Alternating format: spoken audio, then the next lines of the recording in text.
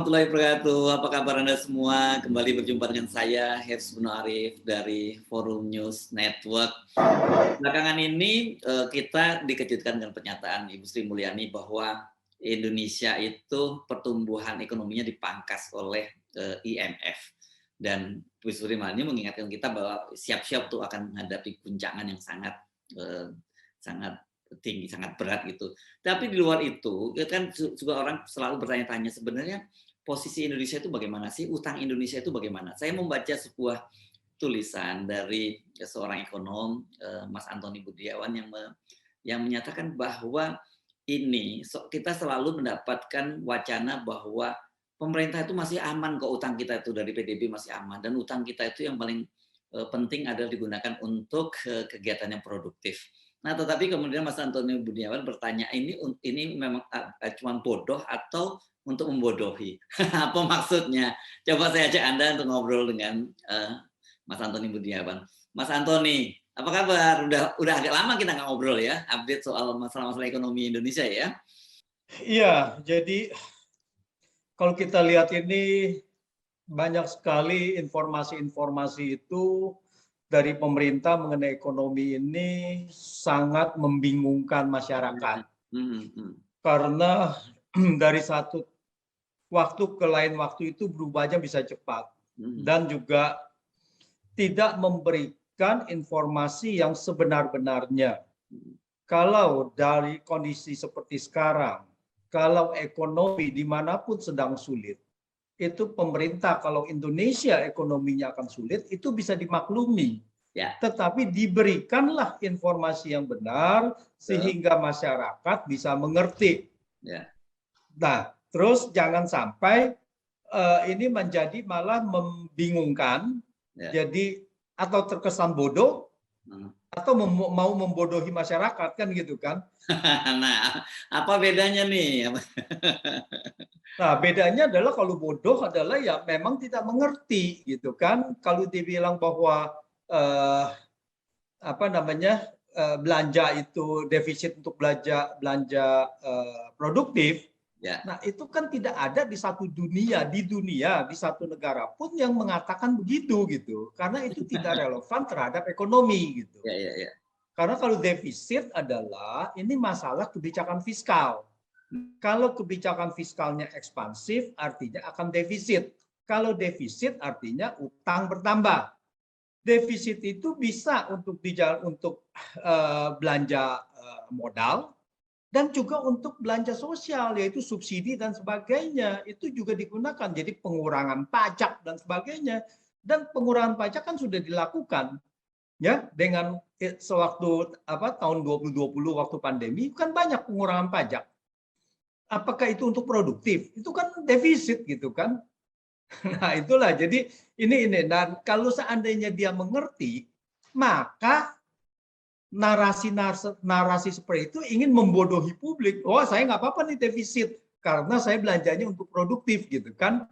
Nah, sekarang saya melihatnya Mas Efsu, ini di masyarakat ini termakan dengan itu. Jadi bagaimana kalau mahasiswa ekonomi itu dibelajari hal seperti itu gitu.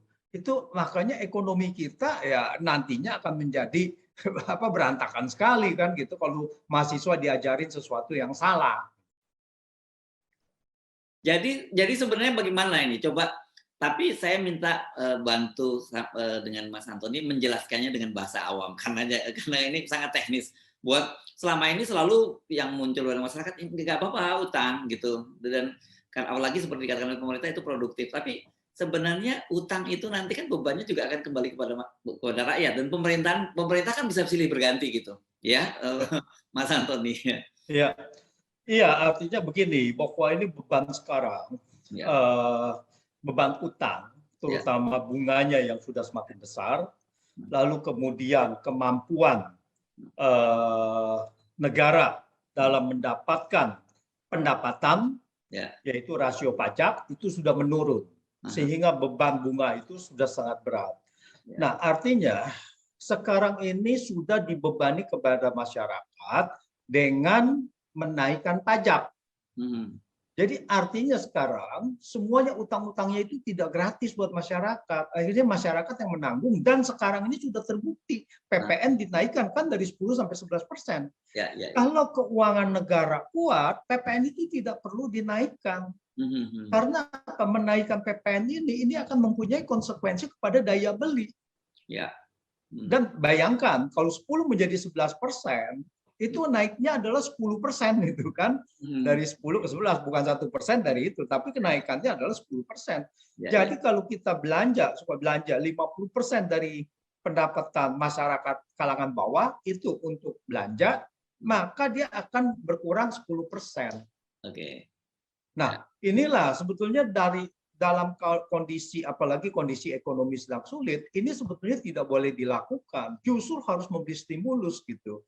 Nah, stimulus kepada korporasi diberikan, tetapi di lain halnya adalah bahwa masyarakat itu dibebankan PPN, dan yang sangat terbebani dengan PPN adalah masyarakat lapisan menengah ke bawah, karena porsi dia membelanjakan uangnya dari dia punya pendapatan itu lebih besar gitu, karena mereka tidak ada saving, tidak ada apa ya. Nah, sehingga secara persentase mereka bayar lebih besar daripada mereka yang berpendapatan tinggi. Itu konsekuensi karena pemerintah terus menambah utangnya ya sebenarnya ya. Ya, itu salah satu konsekuensi pemerintah itu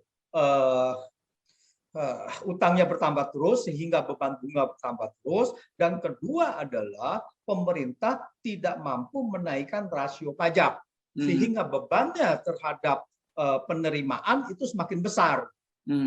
Oke, mari kita refresh lagi Mas Antoni ya.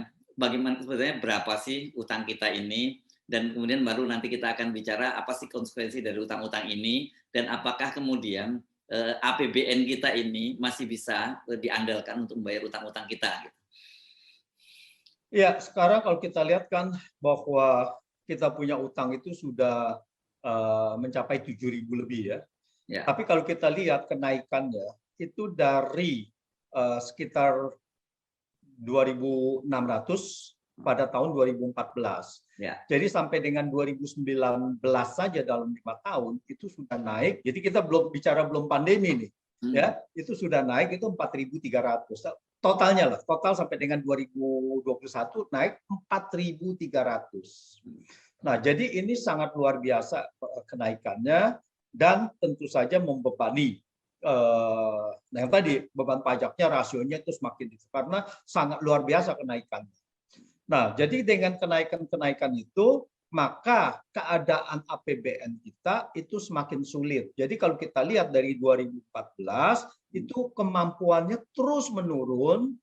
Kalau kita pemerintah mau belanjanya ditahan, dipertahankan nilai belanjanya, itu maka defisitnya akan semakin membesar. Ya kan, karena dia punya penerimaan itu menurun dalam persentase PDB, lalu belanjanya mau dipertahankan dalam persentase PDB, ya artinya defisitnya meningkat. Artinya begini, kalau saya pendapatannya 10% dari PDB, lalu belanjanya 16% dari PDB, mau nggak mau kan defisitnya 6%. Kalau penerimaannya adalah turun menjadi 9% dan belanjanya tetap 16%, maka defisitnya akan membesar menjadi 7% dan seterusnya begitu. Jadi artinya begini, kalau penerimaan negara secara persentase turun dan belanjanya mau dipertahankan secara persentase, maka defisit ini membesar. Nah, ini yang terjadi. Nah, ini yang terjadi membebani, dan kalau seandainya ada sesuatu yang membuat APBN shock, maka kita bisa terjadi krisis fiskal. Itu sudah terjadi pada tahun 2020. Tetapi kemudian pemerintah memang ada caranya, yaitu mencetak uang. Minta Bank Indonesia untuk, Anda beli dong. Ya, ada satu di pasar primer, ya, artinya tidak berbunga dan sebagainya lah. Artinya mengenai yang namanya burden sharing dan sebagainya. Burden sharing ya. Ya, jadi ada beberapa keringanan gitu. Tapi itu kan hanya boleh sampai dengan akhir tahun ini. Nah, tahun depan itu akan menjadi masalah. Tetapi sekarang ini kita ini lagi dapat durian runtuh. Ya. Yaitu harga komoditas naik, sehingga APBN kita juga naik. Dan sekarang ini surplus.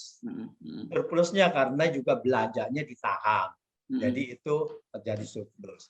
Tapi waspada, bagaimana kalau harga komoditas ini turun akhir tahun ini atau tahun depan? Nah, ini bisa memicu lagi risiko dari krisis APBN. Ya, bukan krisis lah, dalam arti membuat APBN ini tidak sustain. Ya, oke. Kan utang kita itu kan banyak dalam bentuk dolar ya, dan ini ada tanda-tanda dolar kita ini rupiah kita semakin melemah terhadap dolar. Apalagi kemudian saya membaca ada suku bunga acuan, the Fed itu sudah berancang-ancang untuk menaikkan kembali suku bunga acuan. Ini dampaknya kan cukup serius dong terhadap angsuran-angsuran utang, baik berupa bunganya maupun angsuran pokoknya. Benar sekali ya Mas Ersu. Begini, pemerintah selalu mengatakan sekarang ini bahwa utang porsi asing itu sudah rendah sekali dibandingkan dengan 2-3 tahun yang lalu, dibandingkan dengan 2019 lah. Karena kita katanya sudah membuat pinjaman-pinjaman itu dari dalam negeri. Ya. Nah, ini adalah sebetulnya juga sesuatu komunikasi yang menurut saya masuk kategori membodohi publik gitu. Karena apa? Karena utangnya di dalam porsi asing itu, jumlah utangnya itu kurang lebih sama. Memang dalam 2 tahun terakhir ini ada penurunan ya, tapi itu nanti saya jelaskan. Kenapa porsinya turun drastis dari 40% menjadi 20% misalnya? Itu kan drastis. Karena yang tadi, utang tahun 2020 dan 2021 memang diberdayakan dari pertama dari Bank Indonesia gitu. Jadi ya 80-90% dari Bank Indonesia. Jadi tentu saja bahwa dari asing itu yang dimiliki oleh asing jadi berkurang drastis gitu. Tetapi dia punya jumlahnya tidak begitu terlalu berkurang, kecuali di dalam beberapa, ya misalnya di dalam 5 bulan terakhir ini sampai dengan Mei ya, itu memang turun drastis. Kenapa turun? Nah, saya curiga bahwa memang ini ada terjadi capital outflow. Jadi ada keluar ya, keluar gitu, karena mereka asing menjual dia punya SBN gitu. Nah, itu luar biasa, cukup besar gitu. Dan juga SBN obligasi dari BUMN juga itu keluar juga. Nah, dikaitkan dengan apa namanya nilai tukar, ya memang akan menjadi beban. Dan pertanyaannya adalah, akan nilai tukar ini akan naik atau tidak? Kan gitu kan, sekarang sudah 15.000. Apakah masih akan menjadi 15.500 atau menjadi 16.000? Nah, di sini ada bahayanya, ada dua hal. Ya, risikonya. Satu adalah mengenai kurs rupiah dan kedua adalah mengenai suku bunga. Ya. Suku bunganya sendiri sebenarnya sudah naik. Jadi yield dari obligasi 10 tahun pemerintah itu sudah meningkat dari 6% menjadi 7,5% dan kemudian turun sedikit menjadi 7,2%. Mau tidak mau ini akan meningkat. Dengan the Fed menaikkan suku bunga, yield naik, otomatis yield di sini juga akan naik. Meskipun Bank Indonesia belum menaikkan suku bunga, tapi kalau kita lihat yield dari obligasi pemerintah sudah naik. Ya, jadi artinya kalau pemerintah sekarang mau menerbitkan lagi obligasi dalam dolar untuk membayar obligasi yang lama, pasti udah mereka minta 7,5%. Nah, itu pertama dari suku bunga. Suku bunga akan membebani. Dan kedua adalah dari nilai tukar. Nah, ini menarik. Selama kalau ada uang keluar ya dari capitalnya outflow, maka kurs dolar cenderung menguat, kurs rupiah cenderung turun. Nah, ini yang kita lihat sampai 15.000. Sementara ini, kalau saya lihat ini ada semacam intervensi, ya, bahwa ini ditahan sampai 15.000. Tapi sekarang kita lihat berapa kuat. Apalagi kemarin kemarin ya hari Rabu, The Fed itu sudah menaikkan 0,75% lagi. Sudah naik. Ya. Nah, kita masih belum naik. Jadi ini sangat risiko sekali karena harusnya Bank Indonesia antisipasi apa yang akan dilakukan oleh The Fed, dan itu kita sudah tahu semua bahwa The Fed akan menaikkan paling sedikit 0,75%. Karena inflasi di Amerika bahkan meningkat, bukan turun, dari 8,6% menjadi 9,1%. Ya. Nah, kalau ini masih meningkat lagi, The Fed akan menaikkan suku bunga lagi. Dan mau tidak mau bahwa kurs rupiah ini akan cenderung melemah.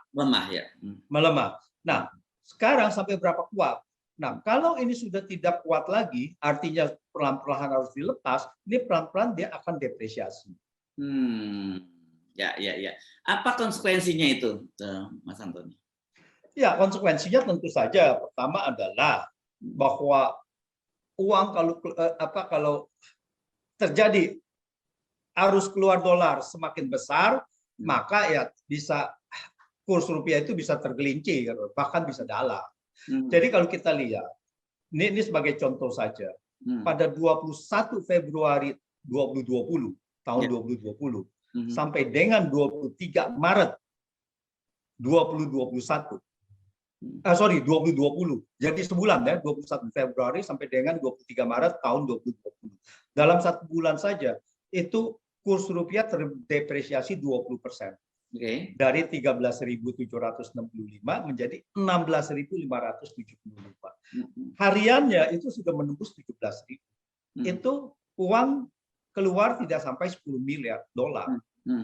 Nah, di situ sudah tidak bisa ditahan lagi gitu. Jadi siapa? Jadi intervensi itu kan kita harus memiliki dolar. Kan dolar yang dimiliki sekarang ini kan belum tentu kan pemerintah punya atau BI punya.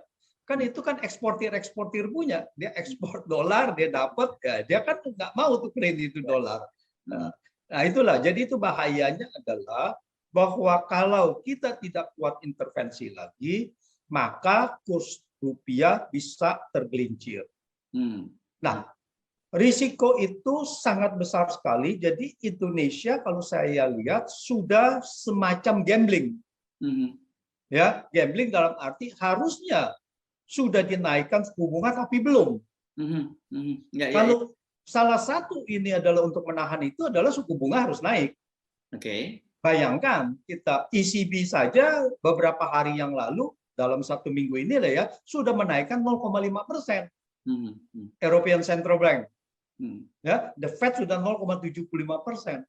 Tapi kita sangat sangat berisiko, sangat gambling dengan suku bunga masih ditahan 3,5%. Ya, oke. Nah, itu apa ya kalkulasinya mereka sampai memutuskan semacam itu? Apa sih yang dikhawatirkan oleh otoritas keuangan kita? Saya rasa adalah bahwa mereka melihatnya kalau suku bunga naik, ini bisa memicu pertumbuhan ekonomi turun dan bisa memicu gagal bayar. Ya, dari ini banyak sekali kalau suku bunga jadi nanti mereka yang tidak mampu dan sebagainya. Tapi sekarang pertanyaannya adalah kalau mudah-mudahan kebijakan ini bisa berhasil ya. Tapi kalau tidak berhasil, kalau seandainya rupiah tergelincir sampai 16.000 misalnya, sekarang 15.000. 1.000 itu adalah sangat sedikit sekali gitu.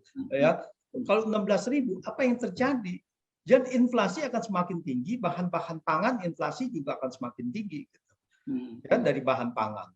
Jadi ini akan dampaknya luar biasa. Jadi kalau kita lihat seperti di Amerika, kenapa Amerika tahu kalau dia naikkan suku bunganya juga banyak akan perusahaan-perusahaan akan terjadi bermasalah juga. Tetapi dia mementingkan itu agar daya beli masyarakat bisa lebih baik. Jadi kompensasinya adalah bunga lebih tinggi, tetapi daya beli masyarakat lebih banyak sehingga bisa belanja.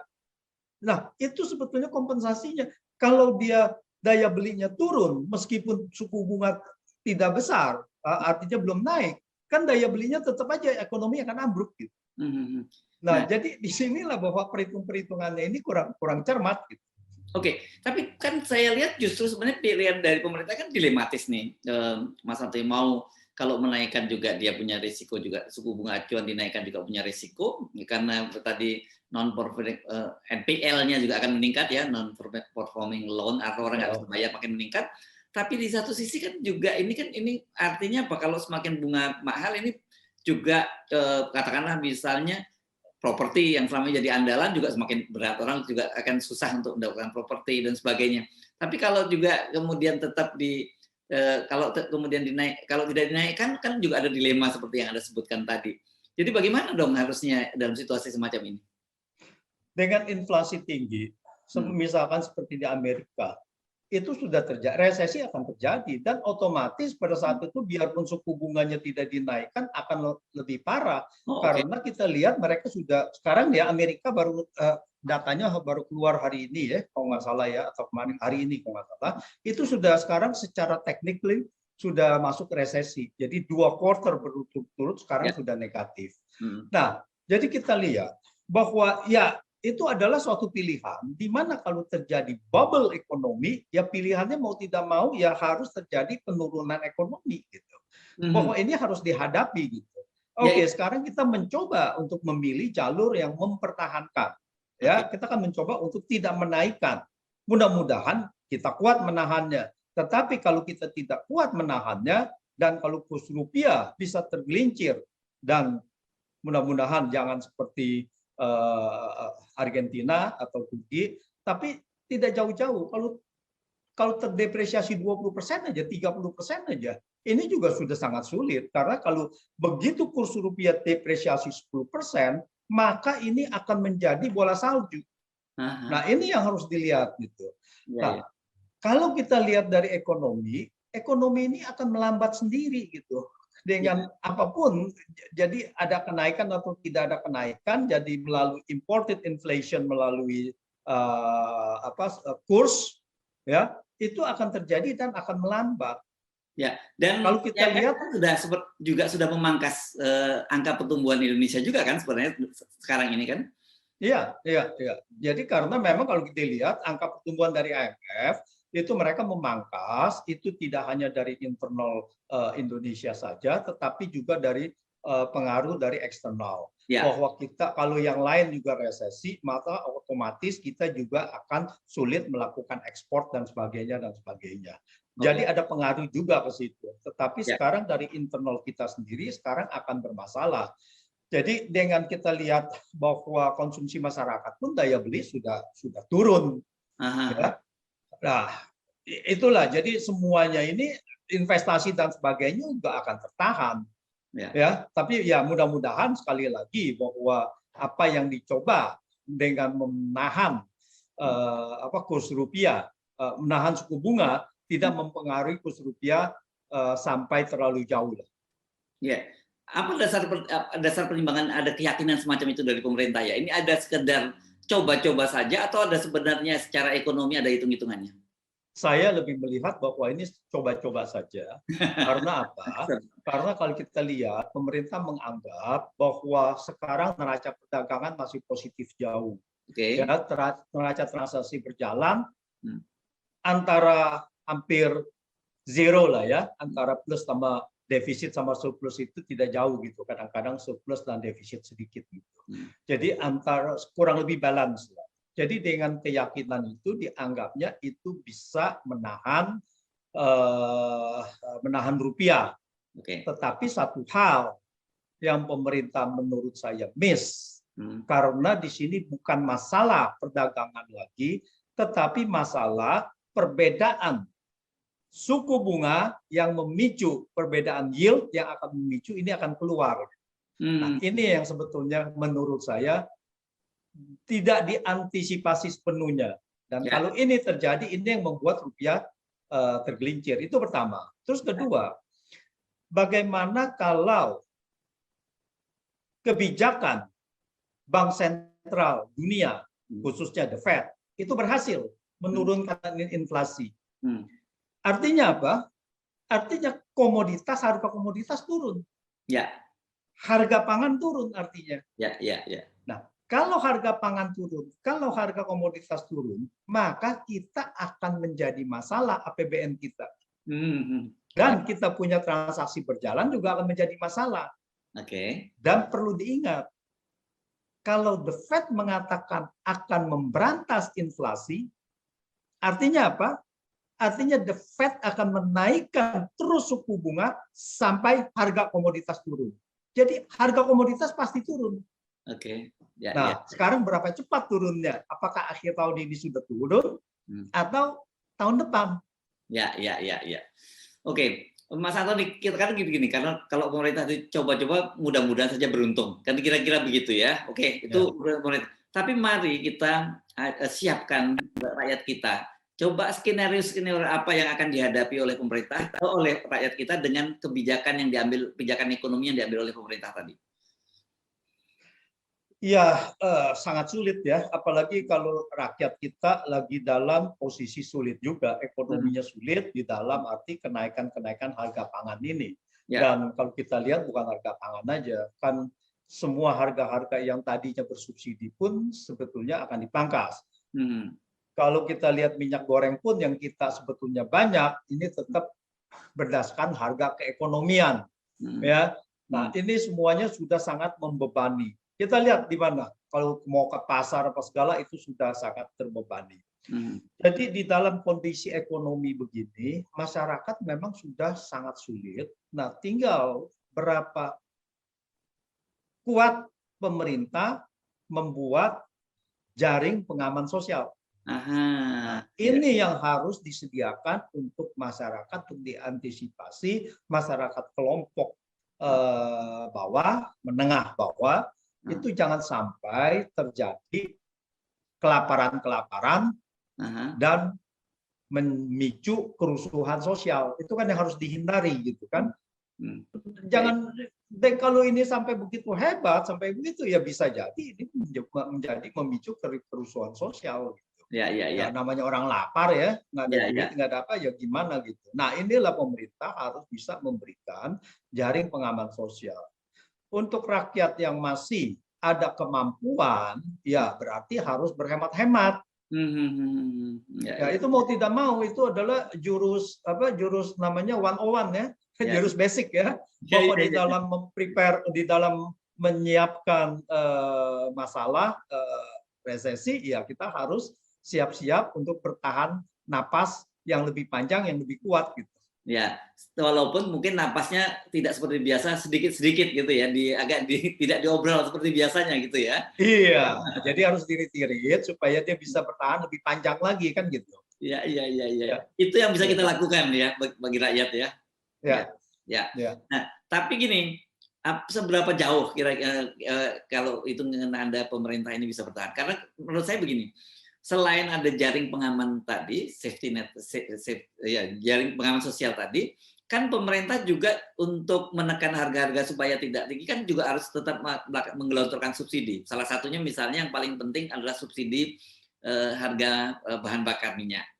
Nah, selama ini kan pemerintah kelihatannya sudah sejak awal bolak-balik memberikan warning. Ini nggak kuat pemerintah, sampai kapan boleh. Pak Jokowi juga bilang kita berdoa mudah-mudahan kuat dan sebagainya. Menurut Anda akan mampu bertahan tidak?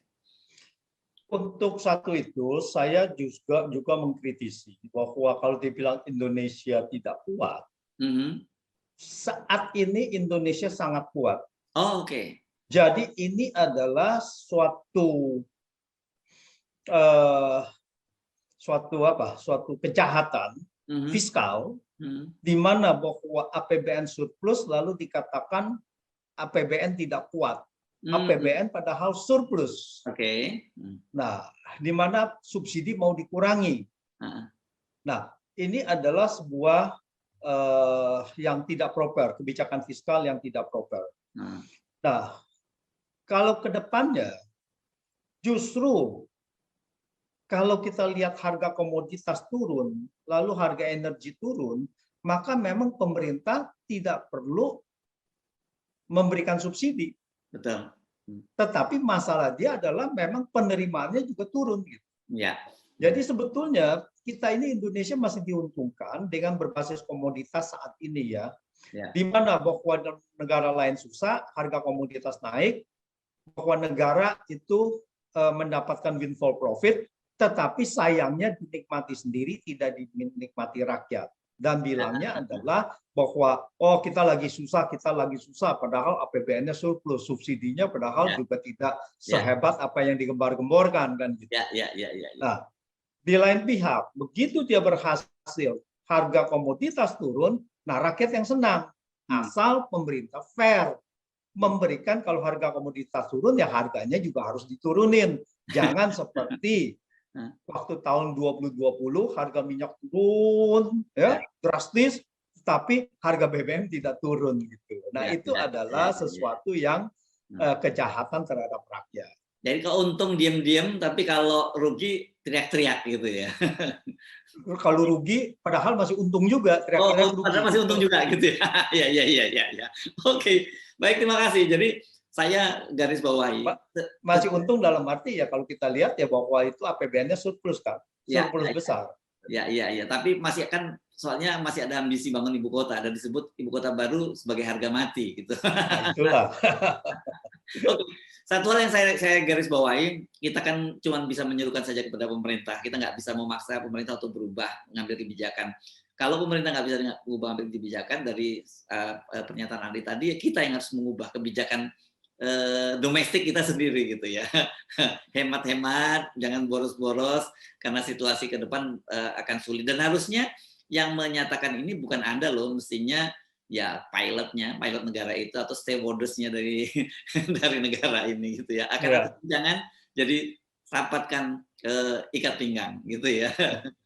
Nah, ini kita sedih nih kalau Mas Hersu mengatakan bahwa kita rakyat tidak bisa apa-apa. Sebetulnya adalah rakyat kan kalau kita lihat di luar negeri, wah langsung banyak mendemo kan, wah turunkan harga dan sebagainya. Kita lihat tuh di Spanyol, di Brussel, di mana gitu, itu begitu semua. Itu menuntut hak bahwa ya rakyat ini lagi susah, padahal negara harus hadir gitu. Nah, jadi pesimisme dari Mas Hersu ini, waduh ini mencerminkan nih pesimisme masyarakat ini. Saya menyatakan ini karena saya memahami apa yang terjadi pada kita. Masyarakat itu nerimo. Iya. Tetapi orang yang perutnya lapar itu bisa ngamuk loh, ya. Walaupun nerimo, kalau perutnya lapar orang bisa ngamuk gitu. Sangat bisa. Ya. Itu harus dihindari itu. Semoga pemerintah menyadari hal itu. Ya, terima kasih Mas Antoni Budiawan. Beliau adalah direktur dari PEPS ya. Sampai jumpa lagi Mas Antoni. Terima kasih. Terima kasih. Ya. Oke, demikian tadi wawancara saya dengan seorang ekonom dari PEPS, Antoni Budiawan. Saya Hersman Arif dari Forum News Network. Sampai jumpa lagi. Wassalamualaikum warahmatullahi wabarakatuh.